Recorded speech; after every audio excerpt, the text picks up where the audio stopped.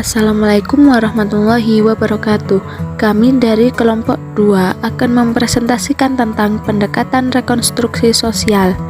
Berikut anggota kelompoknya.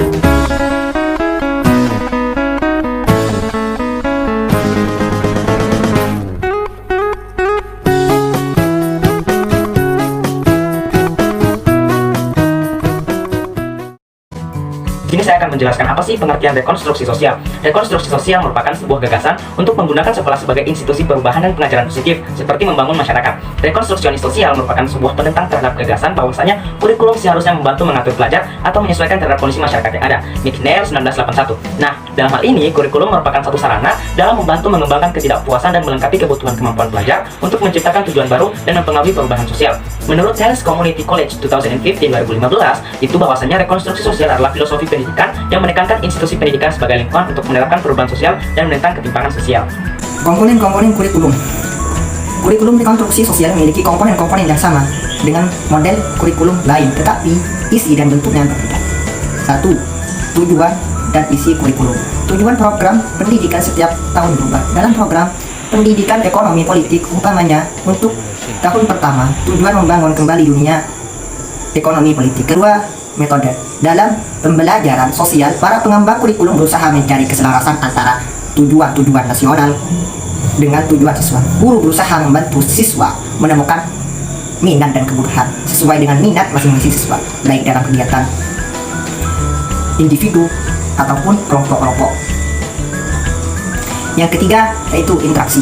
Guru dan siswa belajar bersama, berkolaborasi, yaitu guru membantu siswa menemukan minat atau kebutuhannya dan bersama siswa memecahkan masalah sosial yang dihadapi. Dalam belajar kegiatan tidak ada kompetisi, yang ada adalah kooperasi atau kerjasama, kerja kelompok, saling pengertian dan konsensus. Yang terakhir, evaluasi. Dalam evaluasi, para siswa juga dilibatkan. Kelibatan mereka terutama dalam memilih, menyusun dan menilai bahan yang akan diujikan, soal-soal yang akan diujikan, dinilai lebih baik dari segi ketepatan pembangunan maupun keluasan isinya. Juga penilaian tujuan-tujuan masyarakat yang sifatnya kualitatif. Baik, materi selanjutnya yaitu tokoh-tokoh dan pemikiran dalam kurikulum rekonstruksi sosial. Yang pertama yaitu Paulo Freire. Paulo Freire menerapkan rekonstruksi sosial dengan particular action for conscientization jika mereka mau terbebas dari permasalahan yang melanda pada suatu masyarakat.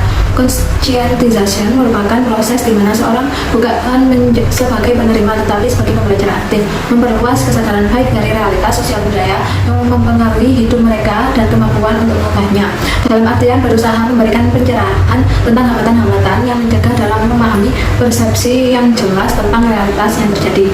Tokoh yang selanjutnya yaitu ada John S. Mann yang menerapkan teknik pemikiran Marx sebagai landasan dalam rekonstruksi sosial. Beliau berpendapat bahwa para rekonstruksi sosial kuno gagal untuk mengakui bahwa tekanan dan eksploitasi adalah sebuah karakteristik yang mendasar dalam struktur kelas dan tidak bisa dirubah dengan hanya main-main di sekolah, karena kesuksesan di sekolah berhubungan erat dengan halayak masyarakat, orang tua, perhatian masyarakat, organisasi, pembelajar, dan kelompok lainnya yang harus terlibat dalam pembelajaran. Yang ketiga yaitu ada tokoh Harold G. Sanders menggunakan perencanaan masa yang akan datang sebagai dasar penyusunan kurikulum. Beliau menekankan peranan individu dalam menemukan peranan masa depannya sendiri. Mereka tidak dapat melepaskan diri dari perkembangannya, akan tetapi harus menyesuaikannya.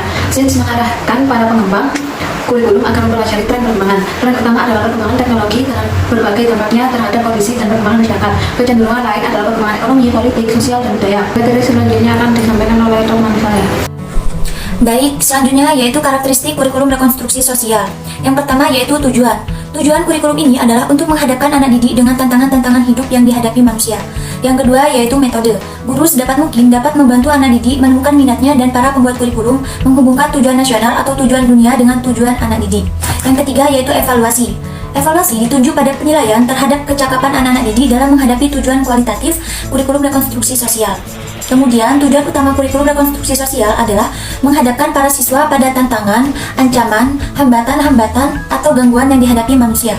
Intinya adalah bagaimana peserta didik dihadapkan pada persoalan real yang berkembang di masyarakat. Misalnya, masalah hak asasi manusia, terutama yang dialami oleh kaum minoritas. Baik, selanjutnya saya serahkan kepada pemateri berikutnya. Baik, di sini saya akan menjelaskan tentang pelaksanaan pengajaran rekonstruksi sosial. Pengajaran rekonstruksi sosial banyak dilaksanakan di daerah-daerah yang tergolong belum maju dan tingkat ekonominya juga belum tinggi. Pelaksanaan pengajaran ini diarahkan untuk meningkatkan kondisi kehidupan mereka. Salah satu badan yang banyak mengembangkan baik teori maupun praktik pengajaran pendidikan sosial adalah Paula Fraser. Mereka banyak membantu pengembangan daerah-daerah di Amerika Latin. Para ahli kurikulum yang berorientasi ke masa depan menyarankan agar isi kurikulum pada pengurangan sumber-sumber alam dan bukan alam, populasi, kesejahteraan masyarakat, masalah air akibat pertambahan penduduk, ketidakseragaman, pemanfaatan sumber-sumber alam, dan lain-lain. Pandangan rekonstruksi sosial karena keyakinan pada kemampuan manusia untuk membangun dunia yang lebih baik. Juga menekankan tentang peran ilmu dan memecahkan masalah-masalah sosial.